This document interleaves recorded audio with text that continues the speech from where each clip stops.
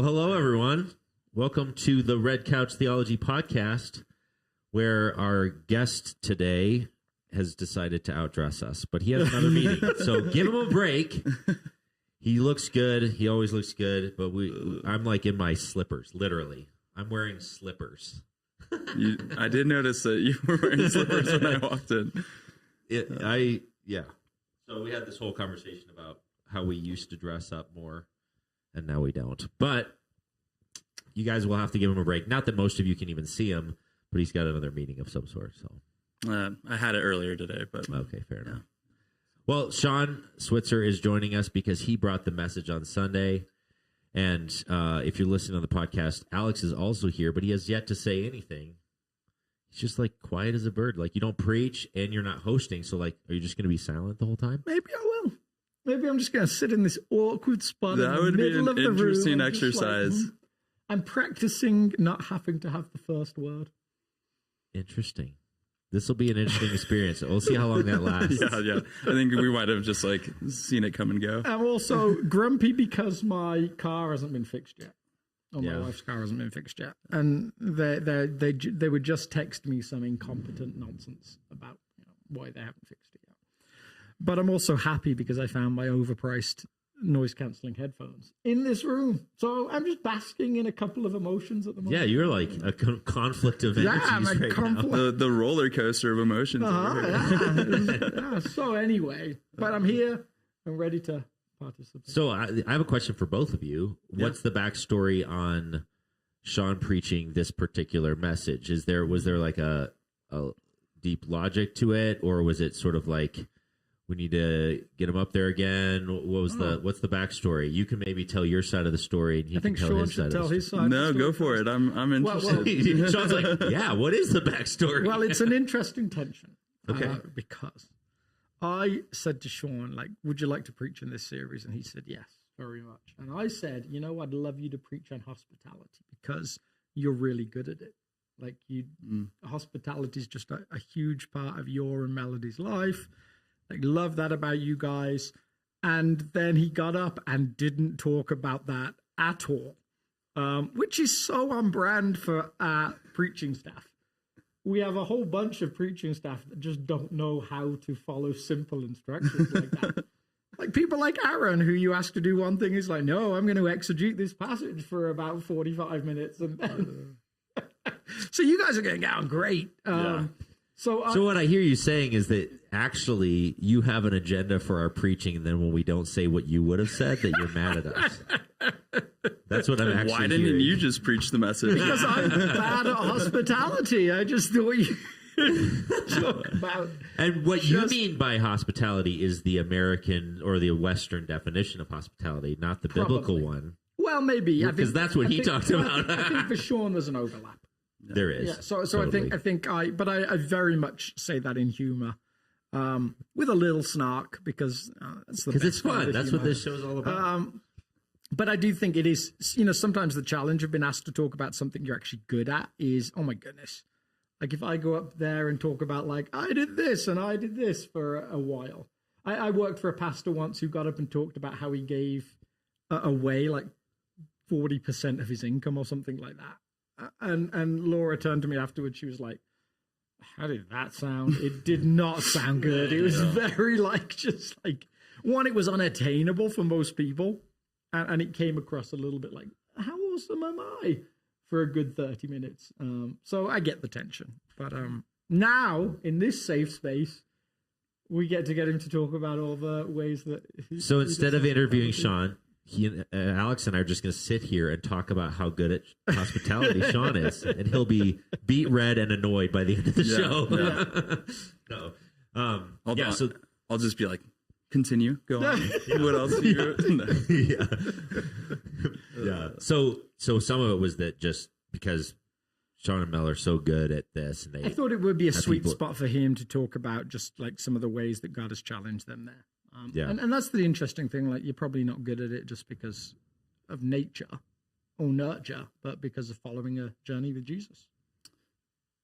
Yeah, I do think that we have some natural inclinations towards it, which I think it is really helpful, especially in our marriage dynamic. where it's like, I want to do this thing that might be a bit crazy, and I'll pass it, through Mel, and she's like, yeah, absolutely. We should do that. I love it. And I almost told one of those stories on that Monday session where I decided to rewrite my entire sermon, and then I decided not to. But there was a story just like that. But it's interesting listening to your take on it and my preparation, because it was really going through the biblical text that I was kind of led to where I ended up on what I wanted to teach. That's what Aaron would say as well. Because it was like, okay, I understand hospitality in the way that we practice it in our own home, and we love to entertain, and we love to host, and we love to welcome people in. And I do think that the heart of that is more than entertaining. Yeah. I think Mel and I both want people to feel really cared for in that space, and to open it up, and we have it. And so let's utilize it. But what was interesting is, as I was going through that process, there was a ton of overlap in my previous time of teaching around community. Oh, yeah. And I think that there is an overlap. The Venn diagram of community and hospitality, there's definitely a big very close, center area. But then you should just pull one over us, just like repeat the message and see if anyone noticed. going through the text, it was like, he's really internalized this. There's a lot more to it. Yeah. And so how am I receiving that in this space now, and how am I being challenged by that? And as it pertains to these other components of hospitality that can sometimes be overlooked and or maybe by design put to the side. Yeah, sure. Just because it's not as comfortable as bringing your closest friends and loved ones and welcoming them to your table. Yeah. Sometimes it's about the strangers or the things that are happening outside of that. And so that's kind of where I ended up. So you landing. picked the Good Samaritan as a passage, because I didn't suggest that, right? No, I picked it. Were there any other passages you thought about, or? The other was when Jesus was at the dinner party. And, there's kind of all the pomp and circumstance that goes with the culture and kind of the honor, for each of those different places. And he's like, actually, I'm going to, at this table, describe something completely different than we are currently experiencing of who should be welcome to this table. And it was a similar kind of message as well, as far as welcoming the poor and the blind and the crippled and, all of those individuals. So that was another one. And with that, I think that there was probably more of a flavor that you had anticipated of some situations that we've welcomed into our lives that actually weren't so easy. And we certainly have those experiences, and they have been beautiful and hard, and a space that we can create for other people. So that probably is another component of hospitality, or the other sermon that I was prepping that I ended up leaving on the desk. So. Yeah, for sure. Well, I mean, I guess the nice part is I think we lucked out, because even if Alex had in mind you talking a little bit more about what we classically think of as hospitality, opening your home to community, I think, and yes, like some of the way that your marriage works and the two of you as a couple work is so tailored for that, and you guys are really gifted in that area. But I think that it's a very adjacent calling to, and that you guys also have about the kind of hospitality you talked about on Sunday. Like I see you work in the food bank, and that kind of awakens something in you. The story you told from the both at the beginning and the end of the message, like there's sort of like something that really lights up in your eye when you talk about caring for those outside. Some of the relationships you've had for a long period of time comes from doing missions work, and like we've heard about those stories, at least anyone who's talked about some of the missions trips coming up. There's just, so fortunately for us, either one was you were good, well suited for both. So Yeah. So you mentioned in passing that you had almost didn't want to go with the Good Samaritan at first. You kept saying like, yeah, but it's been heard so many times, and I don't know. So like, why did you finally kind of like say, no, I'm going to do this text? Yeah, I think that I just kept coming back to it, and I mentioned that I was grasping, it felt at times, for a different message, one that might have been easier for me to teach, or more comfortable, or I had more examples or more experiences with. But I had opened up to that kind of right out of the get-go, and I'm not quite sure why.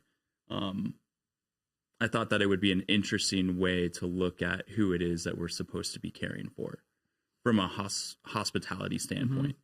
But there was the one line, and I think I mentioned it, although some of it sometimes is a little bit of a blur. Like, did I get that in there? Yeah. We don't know what that means. We've never experienced that. There was this moment that I was sitting with it, of, it's so easy to look at the expert of the law, and he's asking the question, well, who is my neighbor? In an effort to justify or validate the things that he's done, and kind of like look at that person as a character in the story and be like, oh, well, of course you don't want to do that. And I'm not like that, until you ask the question, how am I like that? And so then I started asking those questions of like, okay, where have I drawn those lines? And who is it that I have either by design or maybe without intention kind of like pushed to the outside, even in my own life and experience. And we try to be as hospitable as possible.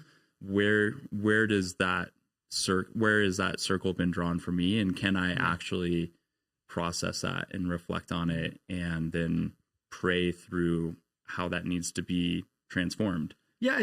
And I think the interest, I'm not sure that Jesus is not saying there's a circle. I think it's just a different circle than the one that the teacher of the law wants it to be. Exactly. Yeah. Like I mean, I think he wants it to be people type, right? Like, so he's like, tell me the people around me that I can disclude, even though they're close. And Jesus is like, no, it's the one who's close, regardless of what they like or who they are. Yeah. It's actually easy to like say like, no, I'm going to love as many people as I can like me in a big, wide radius, like, circumference all over the place. And he's like, no. Actually, bizarrely, focus on the person who's near you. Like it's a proximity thing for Jesus, not a people type thing. The person that you might be kind of passing by on the road, and they're right there. Yeah. No, I think that's really good. But there are those people even right in front of us that are outside of or excluded from the thing that is easy or convenient or desirable for us to engage with. And so I think there's the tension of like, okay, but still, like, I want you to care for that person and to create the space where they can encounter me. In that, through the way that you treat them, the way that you engage them, the way that you listen to them, even if you disagree with them. And I'm not always good at that. No. And so that was some of the things that I was like sitting with.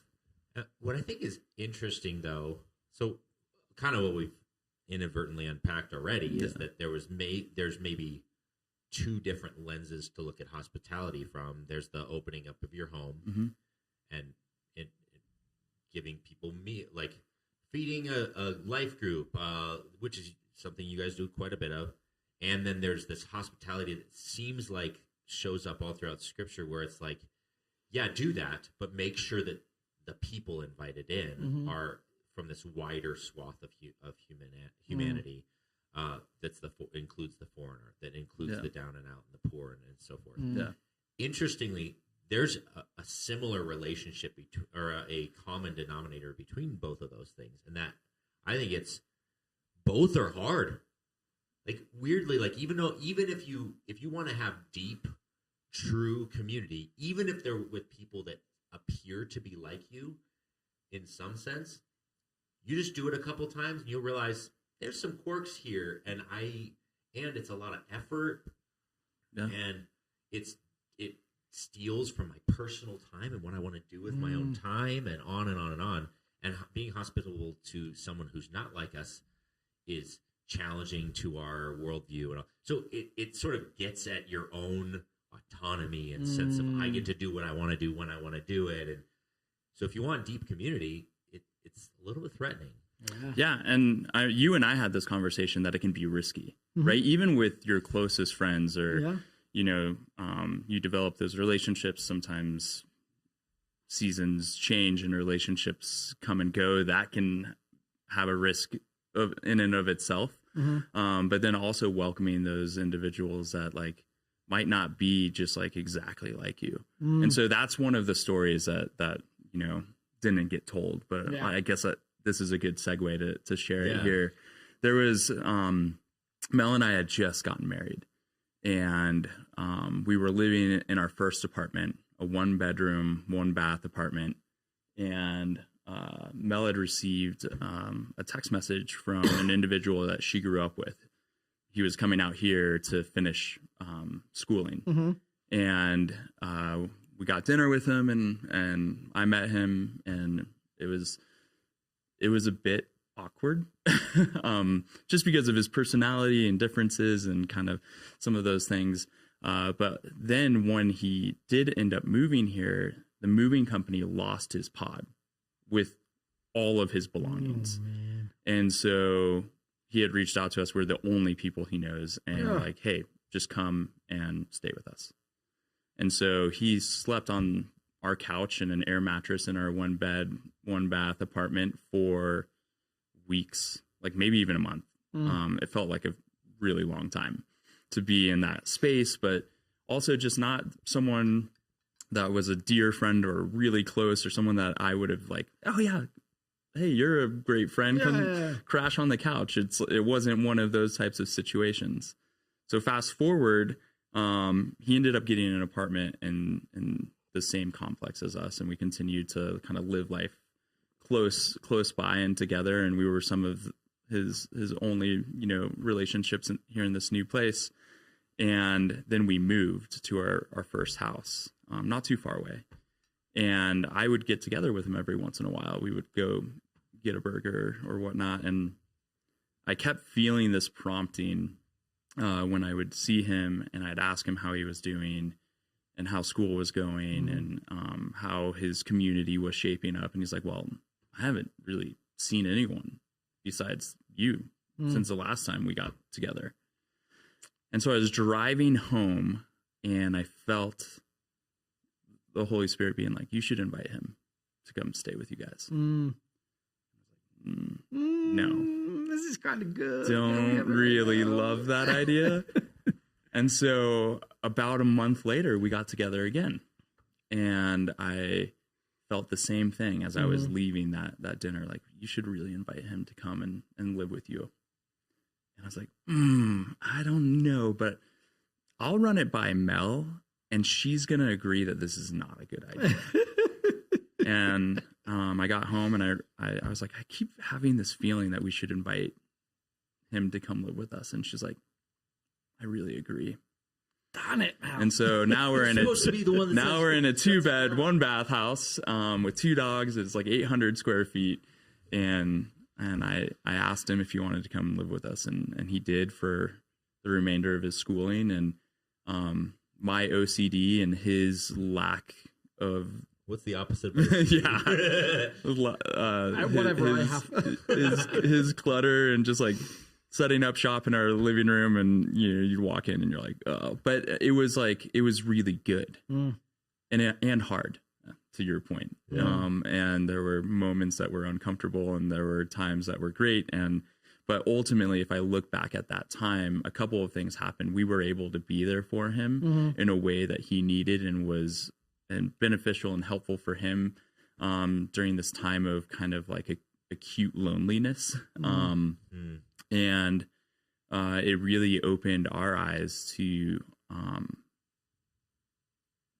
what that could be, and how it could be a blessing in others' lives and in our lives. And we've had someone live with us for like 11 or 12 years since then, kind of pretty consistently. So I'm curious, and this is a question for both of you. Maybe we can just sort of, as a trio, cull our biblical knowledge or whatever. I'm wondering if maybe a posture of openness to the foreigner or the person who's different than us is a muscle that actually fuels the other kind of hospitality.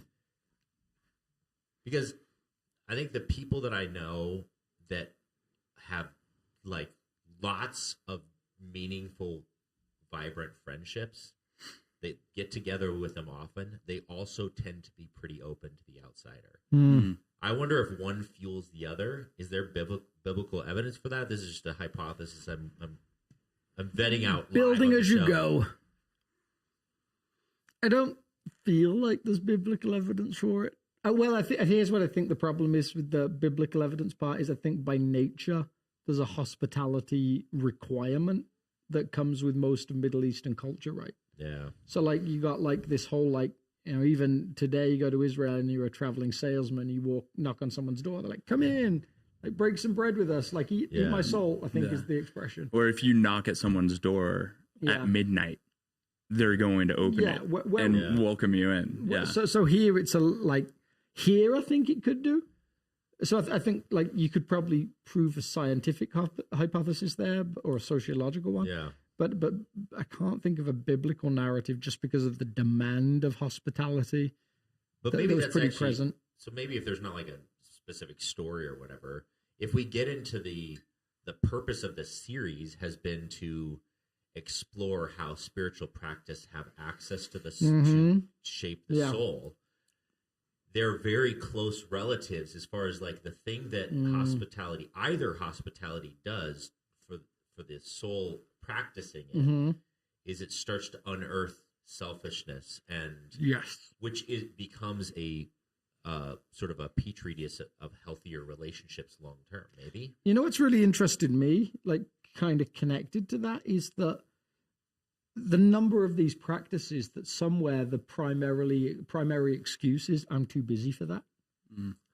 Like that somewhere that was all interlinked, and so like the thing that they constantly reveal, like the petri dish inside us, is the busyness, the hurry. I mean the two people in the story that pass by have every reason in the world to pass by, making the assumption that they're going to Jerusalem to do their religious service, that they, if they touch a corpse, can't actually participate in the role that they play. Yeah, they're too spiritually busy to be spiritually true. But they're actually busy doing the thing that God has commanded them to do, like playing the role that they're supposed to play. So you think about the number of things. We talked about silence and solitude, but now talking about hospitality. We're going to talk about Sabbath and fasting. Like you put all these things together, generosity, like that. They're all things that you could quite easily say, there's really good reasons I can't do that. Like they're all inherently come with some risk. The Samaritan that stops, if he's found looking over this guy and he happens to be dead, who's suspect number one and why he's dead? Yeah. Like, do you look like someone caring for him, or do you look like someone stealing from a corpse? Like you know, if you're a Jewish person wandering along and you see a Samaritan hovering over a Jewish person unconscious, what assumptions do you make there? Yeah. Like probably the same assumptions we'd make if we saw, like, I'm trying to think, there's probably, regularly people have thrown up the example of like an Islamic terrorist as the replacement for a Samaritan in a modern parable. But if you're in a certain area and you see a foreigner looking over a body, then yeah, sure, that's probably an assumption lots of people would make. Yeah. This person's there to do harm, not to do good. Yeah. So in the parable, it's risky. And in real life, there can be some risk to it. Yeah. But look at the difference between the Samaritan who, despite that risk, did the thing that, Jesus is pointing towards in this story versus the priest or the Levite who, yes, they have these duties and that's important to him, but those are public displays of that religiosity as opposed to being interruptible and actually doing the things. I think that that's the distinction that Jesus is making there, with purpose. And so it's okay, you can have these thoughts and these feelings or practice these religious things in this public forum, but all of that is for naught if you're not actually going to then do it when no one's looking, so to speak. I've preached on this passage like more times than I can count. Yeah. And another reason why I questioned whether or not I should do it. And I think maybe twice here, but like multiple other locations. And what's been fascinating to me, less so recently, and I don't have a reason for that, because I think some of it's just like providence mixed with serendipity, but many times some kind of interaction has fueled some of the conversation for me. First time I preached it for students back in Michigan, I was arriving, had some work to do before the service, like was just a little bit busy, a little bit behind, had some slides to put together and stuff. And so I got to the church. We had two separate areas, one for the early service, one for the later service. So I'm coming into the offices where the second service took place, and see this guy walking down the pathway towards the church with a gas can in his hand. And I'm like, oh, no. Like just instantly you're like, and he's like, is there a gas station around here? I'm like, yeah, about 6 miles from here. I mean, we were out in the countryside. And I'm like, I cannot with good conscience preach on the Good Samaritan. Having said to this guy, like, you're probably going to be fine. Yeah, keep walking that way. You'll get there eventually. If someone beats you up, call me. Yeah. So I grabbed this guy, took him to a gas station. We ran down the highway to his car. I don't know how far he'd walked. Dropped him at his car, make sure he got started, like swung around the highway exit, and then came back to the church and turned up just in time to scramble some stuff together. Second time I preached it for the wider church there, my car ran out of gas, and I ended up hiking down to a gas station, was walking back with some gas and trying to thumb a ride, and car after car after car after and car. your pastor drove right by. That would have been a great story. Yes. Like this guy passed by on the other side of the road, Mark Fuller. And the only guy that stopped was this gentleman that was clearly pretty new to America, still had this thick, like either Lebanese accent or something like that. His name was Aziz. And we just had this beautiful conversation about like who I was, who he was on the journey there. Like he just chose to stop to someone who didn't look like him, like, and just, it was just beautiful moments that I'm like, oh man, these stories still happen today. They do. So yeah, go ahead. I was going to say, I mean, as you mentioned, there are these things in the moment or serendipity that also kind of was layered onto you teaching the Good Samaritan. I think that there was a component of that for me as well, just in this moment and the thing that you had brought to our attention kind of the week prior, and working closely with the food bank and all of the conversations and kind of angst and different thoughts and opinions was another reason why I thought, like, I think that this is worth looking at in a deeper way. Yeah. So. Yeah, definitely. I love that. So you said you kind of maybe even started more similarly from a starting place of thinking about hospitality one way, and that was the message you maybe would have preferred to just dive into. It would have been a little bit more effortless. So, and then you started studying the passages. So can you talk about that a little bit more? Like, what was that moment as you're reading the passages, various passages on hospitality, where you're like, oh shoot, this is a little bit, like, what were you noticing? Yeah, I mean, I kind of touched on this while I was teaching, but pulling together all of the different spreadsheets, and I had done that, and then you kind of helped as well after I had pulled together a list of every passage where hospitality came up. And, it was pretty evident right from the get-go. It's like, oh, there's a pretty common theme that I'm seeing in all of these passages that are related to hospitality that are not really pointing to my, hospitality of welcoming our community and our friends and people that we love into our home quite frequently. It was about something different. In the Old Testament, Leviticus and Deuteronomy, or even Genesis with Abraham, and the table of hospitality of welcoming strangers. That was the common theme, like a stranger or someone who wasn't as close to you as a dear friend, or as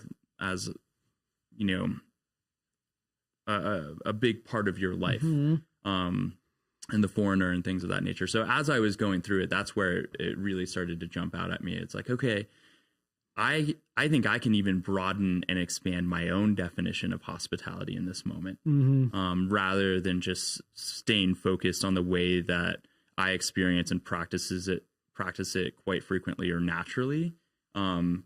What else is the text telling us? And like I said, more often than not, when you're looking at a passage as it pertains to hospitality, it's mentioning the stranger or the foreigner or these individuals that might not be necessarily really close to you. And so it's like, okay, well, what is there in that? And that kind of led me down that road, rather than just, retelling stories or aspects of my own life. Yeah. So this is a question for both of you. Because one, I know some of the stuff you've been studying recently, and then I know that you obviously decided to do this series. So I think it's relevant. Sure. Yeah. Zoom back out a little bit to the series level. One, you wanted to teach in this series because this is a passionate thing for you about in the way of Jesus. You guys, your life group's been going through this book, practices, and practicing the way. You felt like it was time for a discipleship series. And so what is it about a rule of life? Like, what's the goal behind that kind of journey of learning these different things? How is this, what's the goal behind practicing the way of Jesus? And this is for either of you. What's the hope? What's the longing? What's the goal of practicing the way of Jesus? Practicing the way of Jesus? I think living in the way of Jesus with the heart of Jesus. No. Well, I think... Maybe that's not the best way to ask the question. Maybe more importantly is, why do these practices turn into being in the way of Jesus? What's actually happening in us when we do these So things? I think some of it is the habit forming. Yeah. That like you choose, it's quite interesting. Like for a lot of cultures, up until maybe the last couple of 100 years, it was more normal to build habits into life. Like the Puritans talked about that a lot. Like a lot of the honor shame cultures did a lot more of that. Where say something good happened to you on a specific day, someone was the Samaritan for you. Well, then you put into a practice on that day every year of trying to be like a Samaritan to somebody else. Like you remember and you honor it somehow. You build those rhythms in. Like we're one of those few societies that has become almost rhythmless. Like we don't have any rhythms. We maybe we have like a prayer time, like when we first get up, but even that's like a dying thing. Like, so in some ways, like we're trying to follow Jesus completely haphazardly. We're just kind of like, we're trying to grow and we're just winging it. Yeah. How come I can't get better at XYZ sin?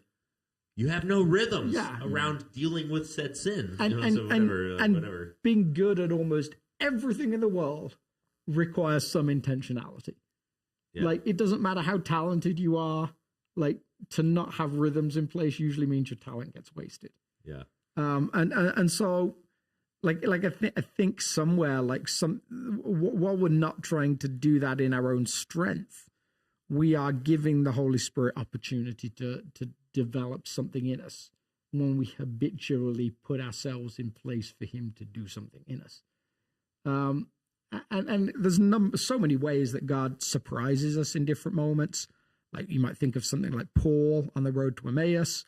God shows up supernaturally to him. And then Paul spent the rest of his life putting into place habits to follow Jesus well. Yeah. Those moments don't override the need to build like a spiritual journey where you allow God to show up. And so that's to me what most of them do. Like the trellis illustration is one we obviously used a lot, but it's just an illustration. Like, but habitually, if I can be silent before getting out of bed for a few minutes, well, the chances that I hear what God has for this day go up exponentially than if I grab my phone, start like jumping all over Twitter or something like, or X or whatever like that. Just, the shift is huge. Yeah. If I take the opportunity to practice generosity or gratitude, like the shift is huge. Like they all interlink and all, I think, perform that function. Because I think there's a good argument that like you'll never be closer to Jesus than the day that you come to know him, on one hand. Just like you'll never be more married than the day you get married. But do you get better at marriage over a lifetime? Well, hopefully. Like, do you grow together on a journey? Sure, I hope so. And so Jesus is just as much a Lord and Savior as he is the day that you come into relationship with him. But there's a lifetime of growth. Yeah. That these things do. And so habits, I think, are almost like they've felt like they've got cast as, well, that's too religious for me. Like, I don't need habits. And you kind of like, well, okay, that makes you different than every other society and every other person that's ever lived. Because actually everybody needs them. Yeah. Yeah, I think it goes back to a question that you asked a little while ago, like, what is the driving force behind some of those things? And, expanding on what you just said, you have to have intentionality behind it. It is a practice. Yeah. It's, if you use that term in its most literal form or apply it to like our practicing of an instrument or sports, like if you want to get better at it, you have to intentionally practice or engage with that thing so that you can then grow and flourish and be transformed in the ways of Jesus as a follower of Jesus. Yeah.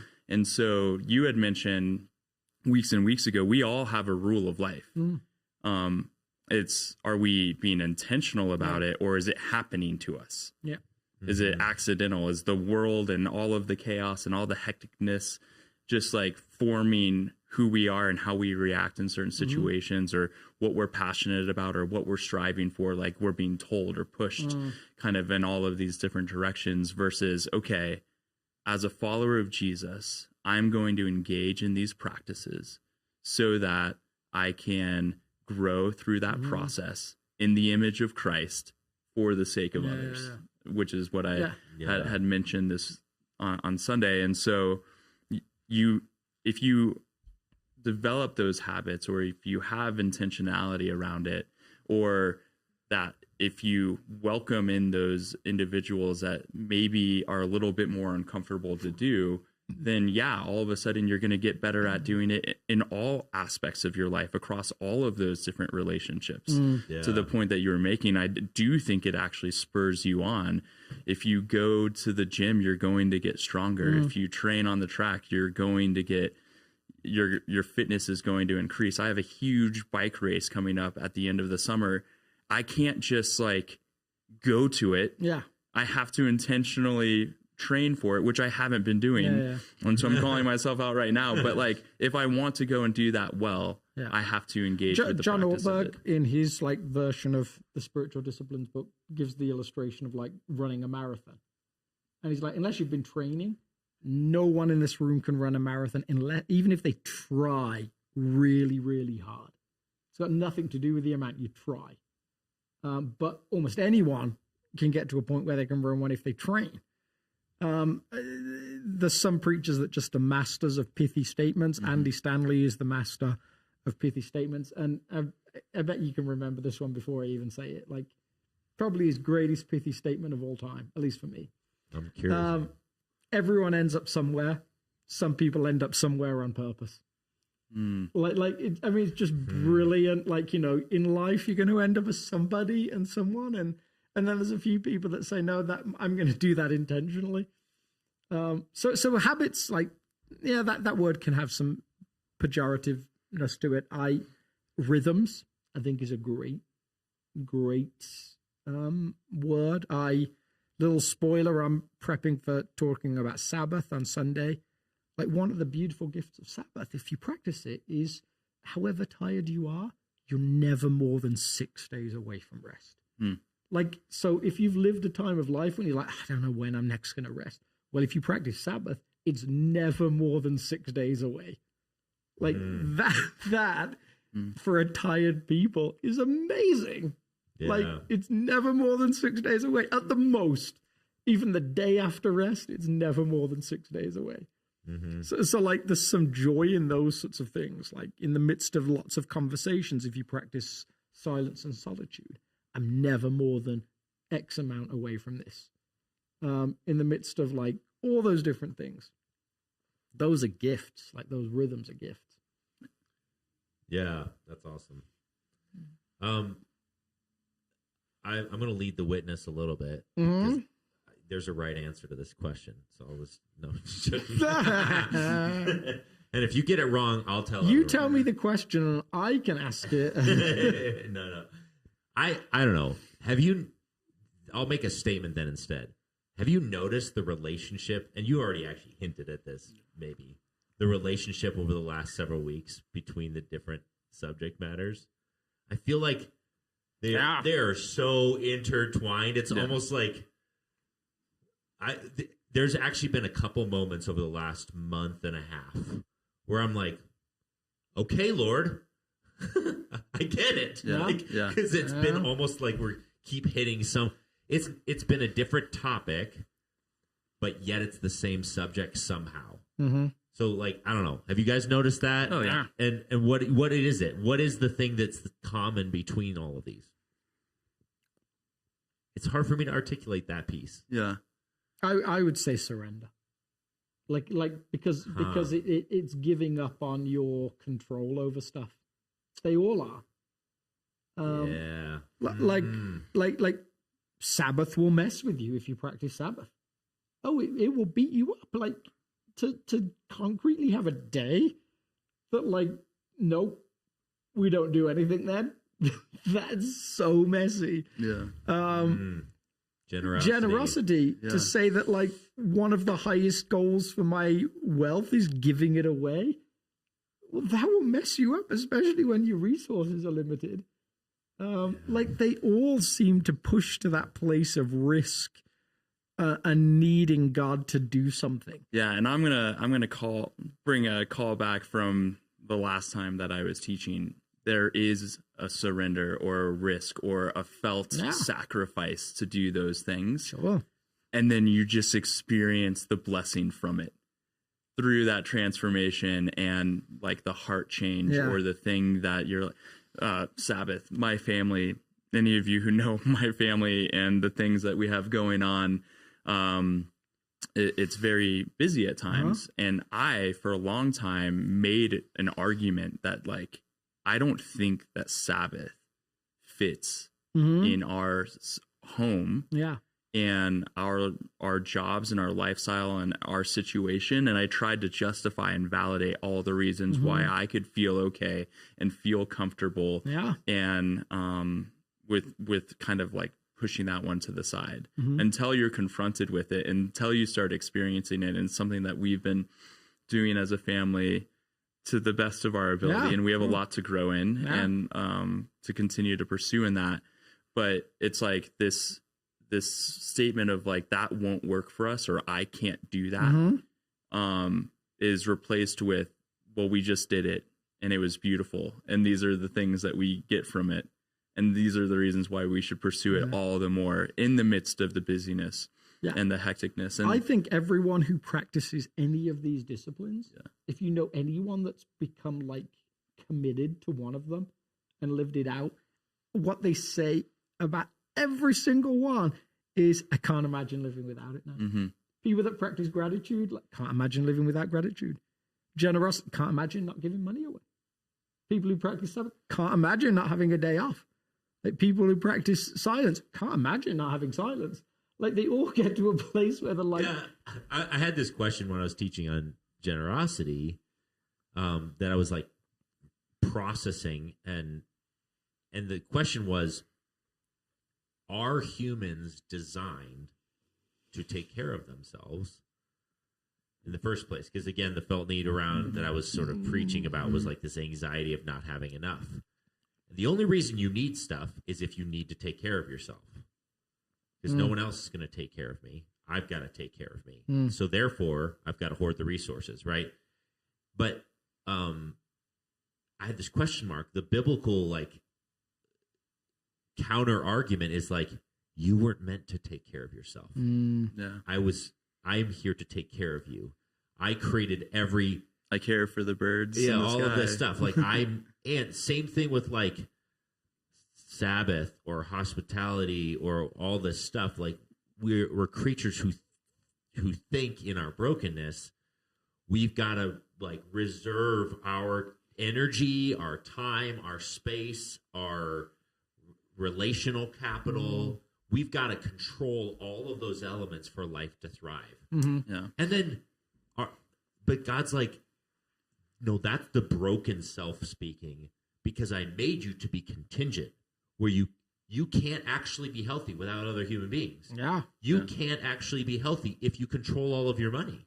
You can't be healthy without acknowledging that a lot of the best things in your entire life had nothing to do with you. It was a gift from God. So be grateful. We are And on really and on. terrible at knowing what's best for us. no, it's so bad. funny. Yeah. We're really terrible at that. We can justify it. We can have all the reasons. We can draw on past experiences, and we can tell this story to ourselves and to others why it is that we're doing the thing that we're doing, and why we're justified in pursuing this or that.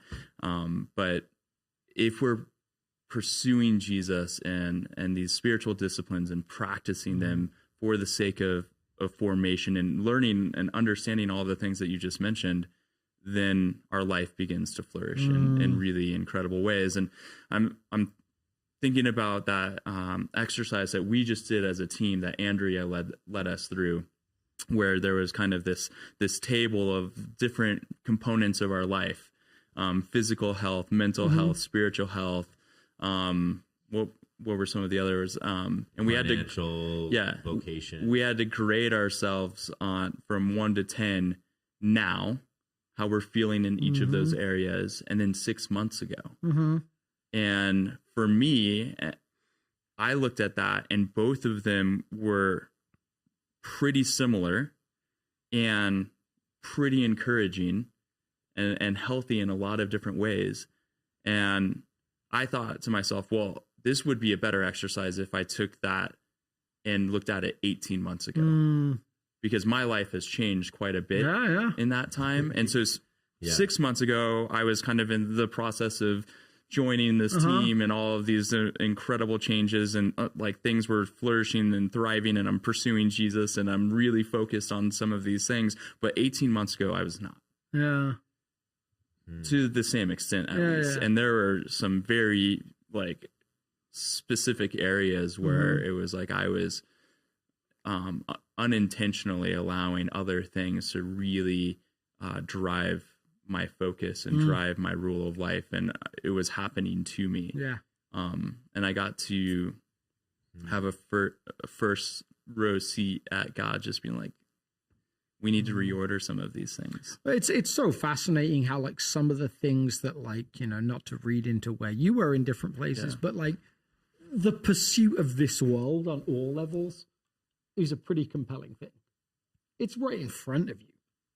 Like the pursuit of power, the pursuit of wealth, the pursuit of sex, like they're all like visual, like within grasp. And then like laying those down for the pursuit of God, or however you might term that, is moving from a very tangible, very visible thing to a thing that's less tangible, less visible, not present day orientated, it's future orientated. It's not even like future determinable in its orientation, it's future indeterminable in its orientation. And so like there's all these different ways where like actually to turn your eyes and heart from the thing right in front of you towards a thing not in front of you, it is like to physical beings is a challenge. Yeah. So you're kind of like, we're not living in that theology where we'd say like on a Gnostic level, like, well, the body is bad and all those things are bad. No, actually, all those things are fine. But they are not the be all and end all of life. We're holistic creatures. Whereas I think for what you might call the world, the area outside of the church, well, no, they are the be all and end all of life. Like chase that thing, like grab it, and to surrender that is the beautiful invitation of God. And I think that there, sometimes when you're confronted with what we're talking about, it can feel overwhelming, or like you have to like take on this monastic lifestyle or way of thinking. And it's just like, well, no, all those things in front of us, like we're living in this world, like we have to take care of our families or, do these things. But what is our relationship with those things? And is it healthy, or does it need to be reframed? And I think that speaks to some of all of the things that we were talking about across these spiritual practices, is like, what is our relationship with them? And are we keeping the main thing as we go about living our lives and having these relationships and pursuing, these different goals or passions or dreams? Yeah. I had this fascinating this book. It's an incredible book called "When Breath Becomes Air." I think it's called. When air becomes breath. When air becomes. I don't know. It was written by a guy. That'd be a better title. It was maybe it's When Breath Becomes Air, but I'm not sure. It was written by a doctor who found out like he was diagnosed with inoperable lung cancer, and what he said is the instant challenge became like, I knew before I got this diagnosis I was going to die one day, and now after this diagnosis I know it in a more particular way.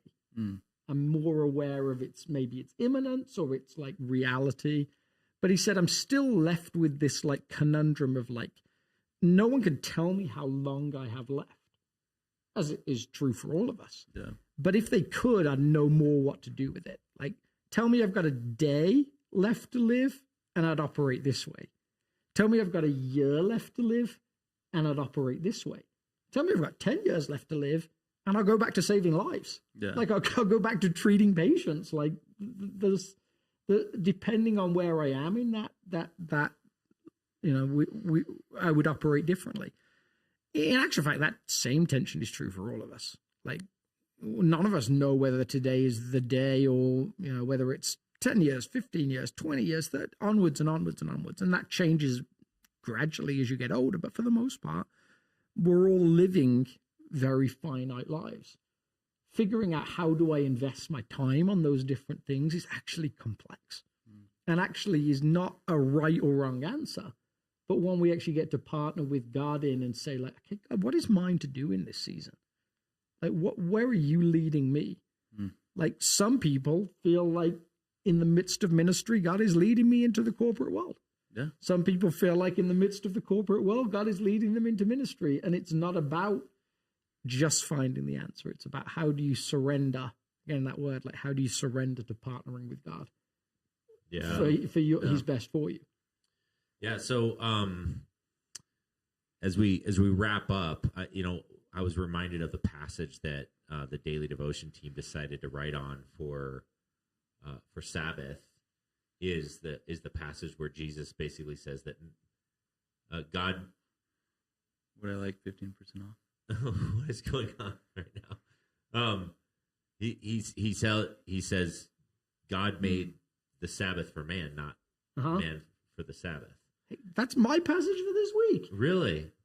Of course it is. I'm preaching on Sabbath. Well, the daily devotion team chose the same text without even consulting you. Praise the Lord. Anyway, but it's this interesting thing, and I think the reason I bring it up here at the conclusion of our show is we've talked about all these different spiritual practices. We've talked about hospitality.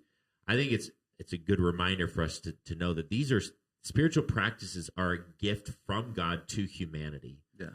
To help us thrive, to help unlock and deal with the brokenness that is part of us as sinful creatures. And they're a gift. They're a tool. They are not an end in and of themselves. Sabbath, God doesn't need us to take a break. God doesn't actually need us to be hospitable. He can take care of every single human being in an instant, and offers to be relationally present to every single human being out there. But he knows, because of the brokenness of the world and because he wants to partner with his created order, he gives us a gift of hospitality to participate in his agenda in the world. Like, what a gift that we get to participate in caring for God's creatures through hospitality, or that we get to think that we're underwriting God's kingdom with our generosity, or that so he invites us into the story with these practices.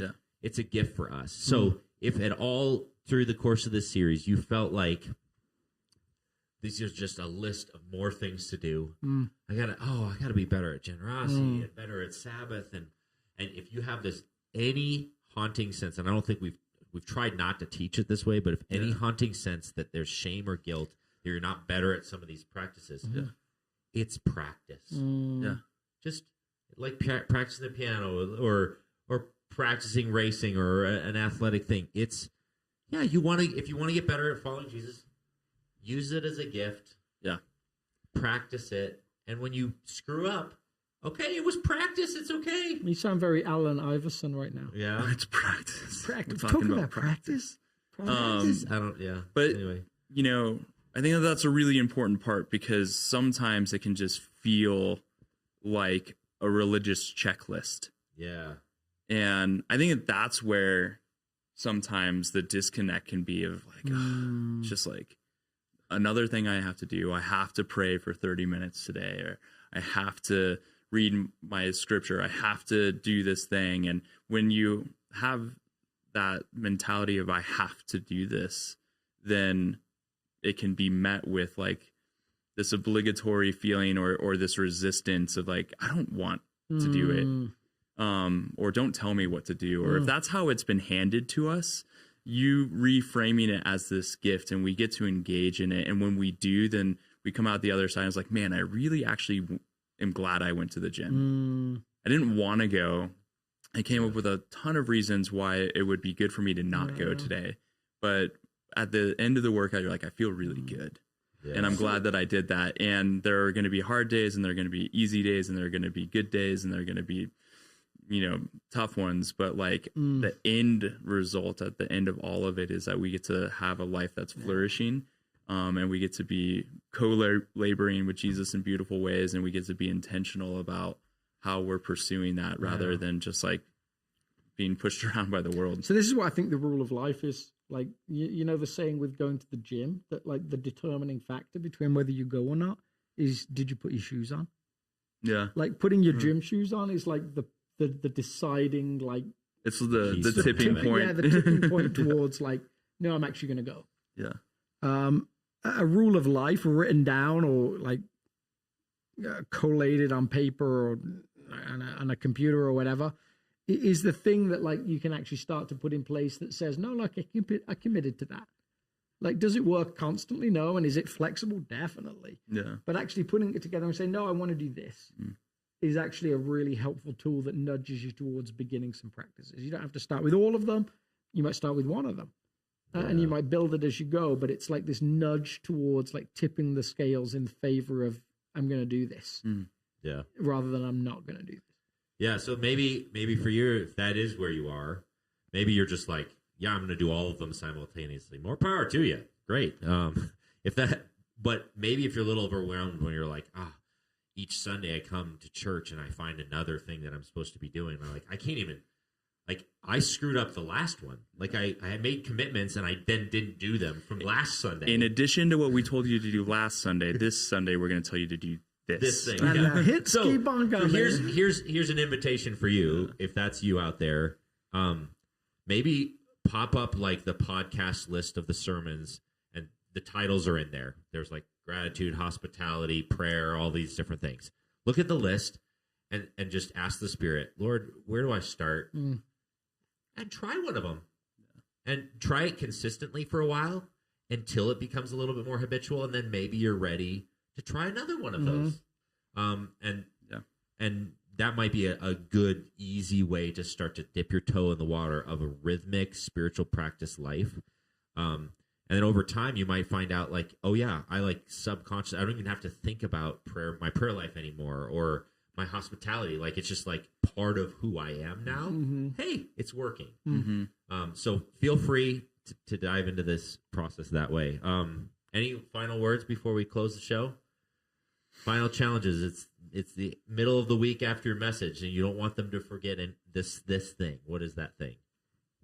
I think to your point there, when you engage with those things or when you experience those things, kind of to the point that you were making that Alex actually disagreed with, I'm starting to agree with it more and more. Like it does free you up to like experience those more deeply and more richly, inviting someone in to your space and your table and experiencing what that is.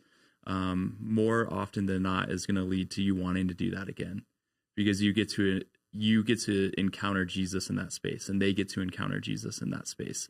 And that is a great thing to be a part of. And so, slowing down and understanding that there are people in our lives and there are relationships and there are vulnerable people in our lives, or whoever it might be, to welcome them into your life, however that might look according to their needs or your relationship. Then when you do that, I think you come out of it being glad that you did, because it is in the way of Jesus, and that's always a good thing. So awesome. Thank you all for tuning in. Do all the cool YouTube / like, subscribe, leave a comment. If you're still listening, you haven't given us a rating, we're sad. Do a rating. Because that's what podcasters need to feel good about themselves. Yeah. All right? Yeah, help us to be successful in this life. Yes. Because that's what's most important. We just undid the entire show. All right. Bye, everybody. Bye. Oh, I don't even have my laptop out to shut off the show. Good. This is my chance to say don't listen to anything Aaron said for the last 30 seconds. Whatever he's talking about is nonsense.